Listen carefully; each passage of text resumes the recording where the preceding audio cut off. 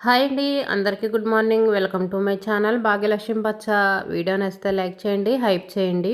ఇప్పుడే నిద్ర అయితే లేచాము. నిద్ర లేచి ఇదిగోండి తలుపులు అయితే ఓపెన్ చేస్తున్నాను. తెల్లంగా తెల్లారిపోయింది. నిద్ర లేచేటప్పటికి 7 కావస్తుంది టైం. అసలు చలికి నిద్ర లేవాలనిపించట్లేదు అనుకోండి. ఇంకా నిద్ర లేచిన వెంటనే తలుపులు, కిటికీలు, వాకిళ్ళు అన్నీ ఓపెన్ చేసి అయితే ఉంచుతాను. ఉదయాన్నే గేట్లు అవన్నీ ఓపెన్ చేసి ఉంచాలంట. పల్లెటూరులో అయితే ఇంకా ఇలాంటి సిద్ధాంతాలు ఎక్కువ అనుకోండి. ఉదయం నిద్ర లేచిన వెంటనే ఫస్ట్ బయటకు వచ్చేసి గేట్లు అయితే ఓపెన్ చేస్తాను. నైట్ పడుకునేటప్పుడు ఇంకా లోపల వైపు గడి అయితే వేస్తాను. గడి వేసి ఇదిగోండి పైన గడి ఉంటుంది కదా, ఇది కూడా వేస్తాను. మా ఇంటి దగ్గర భయం అయితే ఏముండదండి. గేట్లకు తాళం వేయటం అదైతే ఏం చేయను. పల్లెటూరే కదా, సెంటర్లోనే ఉంటుంది మా ఇల్లు. ఇంకా ఎప్పుడైతే మాకు భయం కానీ ఏమీ ఉండదు. ఇప్పటి వరకు అయితే ఎటువంటి ప్రాబ్లమ్స్ అయితే లేవు మాకు. ఇదిగోండి లోపలికైతే వచ్చేస్తే చెప్పులు చూడండి ఎక్కడ ఇడిచారో, వాకిటి ముందే కాలు దూర్చుకునే పట్ట దగ్గరే. ఇక్కడే ఇడుస్తారనుకోండి. నవీన్కి చెప్తే కొంచెం మెట్ల దగ్గర అలా ఇడుస్తాడు, కానీ మా ఆయన అయితే మాత్రం ఎన్నిసార్లు చెప్పినా ఇక్కడే ఇడుస్తాడు. ఇంకా చెప్పులు తీసుకొచ్చి ఇదిగోండి మెట్ల దగ్గర అయితే వేస్తున్నాను. మా ఆయన అయితే నీళ్లు వేడి చేసుకొని వేడి నీళ్ళు కూడా తాగుతున్నాడు. నేను గేట్లు ఓపెన్ చేస్తే తలుపులు అవన్నీ తీసేటప్పటికి నీళ్లు వేడి చేసుకొని వేడి నీళ్ళు కూడా తాగుతున్నాడు. ఇంకా లోపలికి వచ్చేసి ఇంకా వెంటనే మనం చేసే పనే ఉంటుంది, వంటగదిలోకి రావటం. 7 గంటలకల్లా మనం డ్యూటీ ఎక్కాల్సిందే కదా. అందరూ 9 గంటలకు 10 గంటలకి డ్యూటీకి వెళ్తారైతే మనం మాత్రం 7 గంటలకు డ్యూటీ ఎక్కుతాము. మధ్యాహ్నం 12 గంటలు 11 గంటలు అయింది మనం డ్యూటీ దిగేటప్పటికి. ఇడ్లీ పిండి అయితే చూడండి బాగా పొంగింది కదా. నిన్నంతా బయటే ఉంచాను. మొన్న వేసి నిన్న ఇడ్లీ వేసాను. నిన్న వేసిన ఇడ్లీ అయితే కొంచెం గట్టిగా అనిపించినాయి, అంత బాగాలేదు.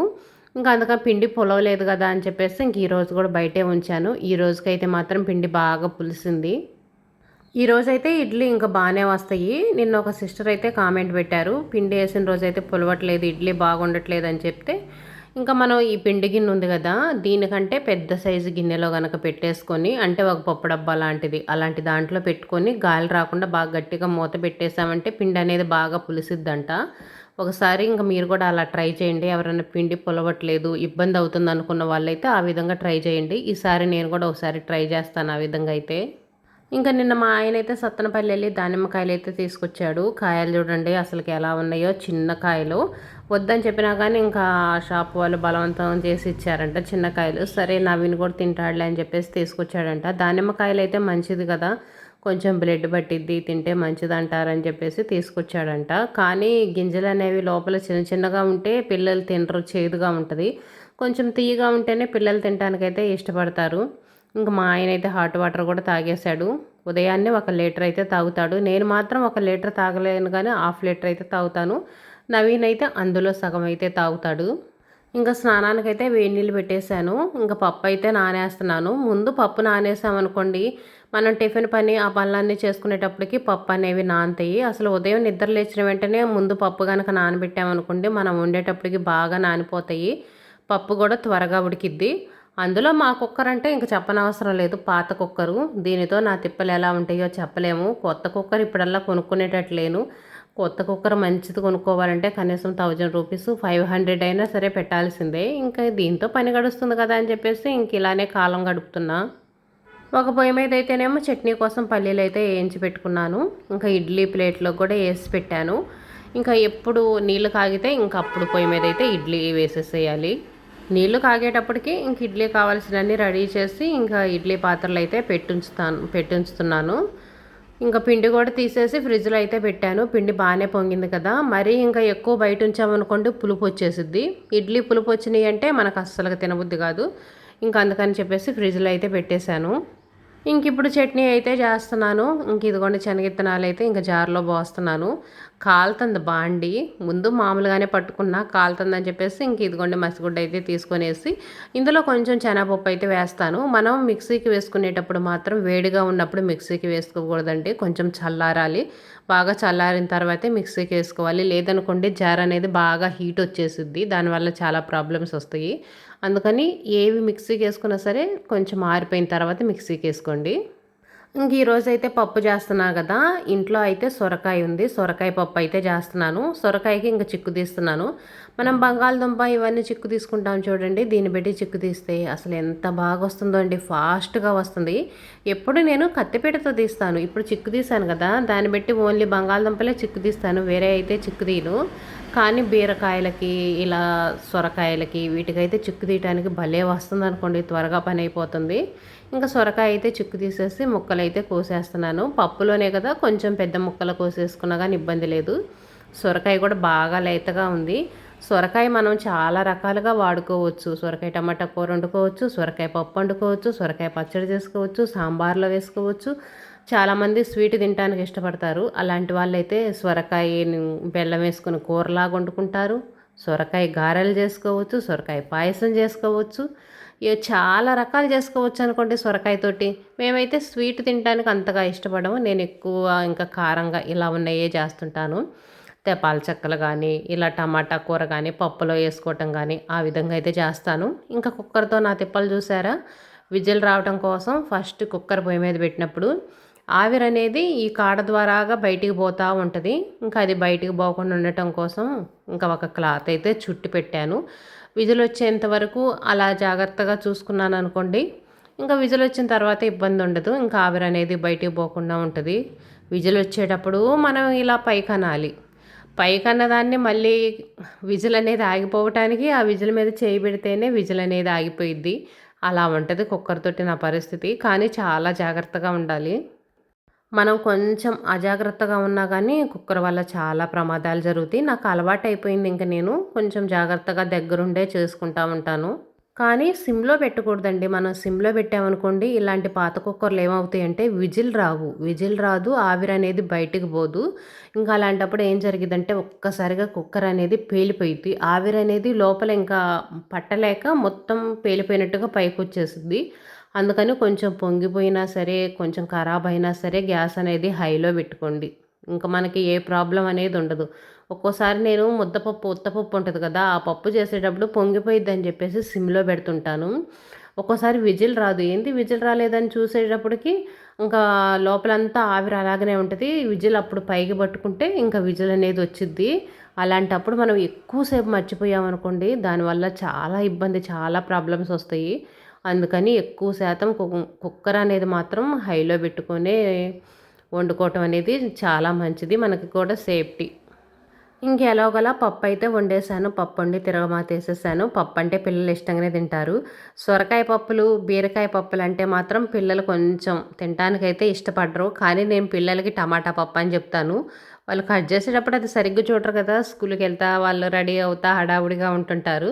నవీన్ ఇవాళ ఏం పప్పు చేసావమ్మా అంటే టమాటా పప్పు చేశాలేరా అన్నాను. నేనే అడుగుదాం అనుకుంటున్నా నువ్వే చేసావా అంటున్నాడు వాడు. సొరకాయ పప్పులు అన్నాననుకోండి పిల్లలు తినటానికి ఇష్టపడరు. ఇంక వండిన తర్వాత వాళ్ళకి అర్థం కాదు. ఎలాగో మనం టమాటాలేస్తాము, కారం వేస్తాం, పప్పు అనేది ఎర్రగానే ఉంటది కాబట్టి ఇంక ఇబ్బంది ఉండదు. అందుకనే పప్పు కూడా నేను పప్పు గుత్తి తీసుకొని మెత్తగా మెదిపేస్తాను ముక్కలనేవి లేకుండా. ముక్కలు ముక్కలుగా ఉంటే పిల్లలు తినడానికి ఇష్టపడరు. అందుకే పప్పు గుత్తితోటైతే మెత్తగా మెదిపేసి తిరగమాతేస్తాను. తిరగమాతేసేటప్పుడు 2 ఎల్లుల్లి అయితే దంచేసాను. వెల్లుల్లి వేసుకుంటే మంచి సువాసనగా చాలా బావుంటది. ఇప్పుడైతే కరివేపాకు ఉండట్లేదండి. కరివేపాకు చెట్లకైతే తెగులొస్తుంది. కరివేపాకు కాస్తే బాగా కరువైపోయిందనుకోండి. మాకు చెట్లే చాలా తక్కువ. అందులో చెట్లకు తెగులొస్తుంది. ఇంకా కరివేపాకు అనేది అసలు దొరకట్లా కష్టమవుతుంది. ఇంక ఇంట్లో దుప్పట్లు, దీంట్లో అవన్నీ తీసైతే సర్దాను. నిద్ర లేచిన వెంటనే సర్దటానికి కుదరదు. ఎందుకంటే నేను కూడా లేట్‌గా నిద్రలేస్తున్నాను. ఇంకా నవీన్ అప్పటిదాకా పడుకొనే ఉంటాడు. మళ్ళీ వాడు నిద్ర లేచిన తర్వాత ఇవన్నీ తీయటానికి కుదరదు. అప్పుడు ఇంక వంటగదిలో మనం ఫుల్ బిజీగా ఉంటాం గదా! ఇంక అందుకోసం చెప్పేసి వాడు స్కూలుకెళ్ళిన తర్వాతే నిదానంగా ఇంక మంచాలు, దిండ్లు, దుప్పట్లు అన్నీ తీసేసి ఎక్కడవక్కడో సర్దేసి ఇంక కసువైతే ఊడుస్తున్నాను. ఇంక కసువు నాకు కొంచెం ఎక్కువగా డస్ట్ ఎక్కువగా అనిపిస్తుంది. ఇంక ఇంట్లో పనంతా అయ్యేదాకా అలాగే ఉంచాననుకోండి కసువు కసువుగా కనిపించదులే అని చెప్పేసి ఇంకేదో పైపైనైతే ఊడుస్తున్నాను. ఇంకిప్పుడైతే హాట్ వాటర్ తాగుతున్నాను. హాట్ వాటర్ తాగేసిన తర్వాత అంట్లు కడగటం, బట్టలు ఉతకటం ఈ పనైతే చేసుకుంటాను. మనం ఒక్కోసారి ఏం చేస్తామంటే ఇంక ఈ హాట్ వాటర్ తాగుతానో, లేదనుకోండి పిల్లలు స్కూల్‌కెళ్ళిన తర్వాతో టీవీలు చూస్తానో, ఫోన్ చూస్తానో మనం ఎక్కువ టైం అనేది వేస్ట్ చేసుకుంటాము. ఒక్కోసారి అలా కూర్చోకూడదు అనుకుంటానే ఒక 10 నిమిషాలు, 5 నిమిషాలు ఫోన్ చూసుకుందాంలే అనుకుంటాము. కానీ అది అరగంట అయిపోయిద్ది, గంట అయిపోయిద్ది. అలాంటప్పుడు మనం ఏం చేస్తామంటే పని అనేది వాయిదా వేసుకుంటాము. ఇంక ఇప్పుడు లేట్ అయిపోయిందిలే 9, 10 కావస్తుంది. ఇంక ఇప్పుడు అంట్లు కడగటం, బట్టలు ఉతకటం ఈ పని ఏం చేస్తాంలే ఇంక సాయంత్రం చేసుకుందాంలే అని వాయిదా వేస్తాము. కానీ మనం చేసే తప్పు అదేను. పని అనేదే వాయిదా వేసుకోకూడదు. వాయిదా కనుక వేసామనుకోండి ఇంకా మళ్ళీ సాయంత్రం దాకా మనం వెయిట్ చేస్తూ ఉండాలి. మధ్యాహ్నం మనం ప్రశాంతంగా ఉండలేము. కూర్చున్నా కూర్చున్నట్టు ఉండదు, తిన్నా తిన్నట్టు ఉండదు, పడుకున్నా నిద్ర పట్టదు. ఆ అంట్లు బట్టలు అనేవి మన కల్లోకి కనిపిస్తూ ఉంటాయి. అందుకని ఇంకొక గంట లేట్ అయినా సరే పని చేసుకోవటమే బెస్ట్ నన్ను అడిగితే మాత్రం. నేను ఒక్కోసారి అంతే చేస్తుంటాను. ఒక్కోసారి ఇంక ఫోన్ పట్టుకొని కూర్చున్నాను అనుకోండి ఇంక అంతే లేట్ అయిపోయిద్ది. అయినా సరే ఆ పనులనేవి వాయిదా వేసుకోకుండా తర్వాతైనా చేస్తాను. ఏమైద్ది ఇంకొక గంట లేట్ అయిద్ది. అంతకంటే ఏముండదు కదా! మన ఇంట్లో పని మనం చేసుకుంటున్నాము. ఇప్పుడు 9 గంటలకు స్టార్ట్ చేశాననుకోండి 10 గంటలకు అయిపోయిద్ది. 10 గంటలకు స్టార్ట్ చేశాననుకోండి 11 గంటలకు అయిపోయిద్ది. అక్కడి నుంచి మనం చక్కగా రెస్ట్ తీసుకోవచ్చు కదా! స్నానం చేసేసి ఇంకా హ్యాపీగా ఉండొచ్చు మనం. ఏ ఇబ్బంది ఉండదు. ఇంకా సాయంత్రం కూడా టెన్షన్ ఉండదు. 4 అయింది, అంట్లు కడగాలి, బట్టలు ఉతకాలని ఇటువంటి టెన్షన్ లేకుండా ఉంటాం కదా! పిల్లలు స్కూల్ నుంచి వచ్చేటప్పటికి చక్కగా వాళ్ళకి ఏదో ఒక స్నాక్స్ చేసి పెట్టొచ్చు.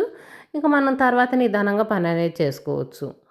నిజం చెప్పాలంటే ఈరోజు నా పరిస్థితి అలాగనే ఉంది. నవీన్ అయితే 8 గంటలకి 7:30 కల్లా స్కూల్కి వెళ్తాడు కదా! 7:45 అయింది వాడికి ఆటో వచ్చేటప్పటికి. నేను హాట్ వాటర్ అవన్నీ తాగి పని స్టార్ట్ చేసేటప్పటికి 8 దాటిద్ది. 9 గంటలకల్లా నాకు ఈ పని అయిపోయిద్ది. ఫోన్ పట్టుకొని కూర్చున్నాను. 9 గంటలకు పని స్టార్ట్ చేస్తున్నాను. అయితే ఏమైంది 10 గంటలకు అయిపోయిద్ది. ఇంక అంతే కదా! ఏమవుతుంది? ఇంక ఈరోజు డాబా మెట్లన్నీ కొంచెం దుమ్ము దుమ్ముగా అనిపిస్తున్నాయి. అందుకని మెట్లు మొత్తం అయితే నీట్‌గా ఊడ్చేసాను. ఈలోపు ఇంక అంట్లన్నీ బయటేసాను. అంట్లు బయటేసి ఇంక ఇదిగోండి బట్టలు కూడా నానబెడదామని చెప్పేసి బయటేసాను. గాబులు కడిగేసి నీళ్లు పడుతున్నాను. నేను డాబా మెట్లు ఊడ్చి వచ్చేటప్పటికి గాబు నిండిపోయి నీళ్లు చూడండి పోతున్నాయి. ఇంకా బట్టలయితేనేమో నేను సరిపేసి నానబెడతాను.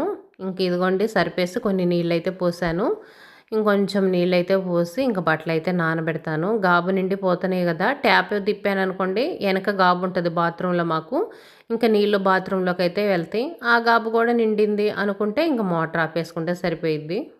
వెనక గాబుకి కూడా నీళ్ళున్నాయి. ఉదయాన్నే మోటార్ అయితే వేసి గాబుకైతే నీళ్లు పట్టాను. నవీన్ స్నానం అది చేస్తాడు. ఉదయాన్నే మనం బాత్రూమ్కి అది వెళ్తుంటాం కదా!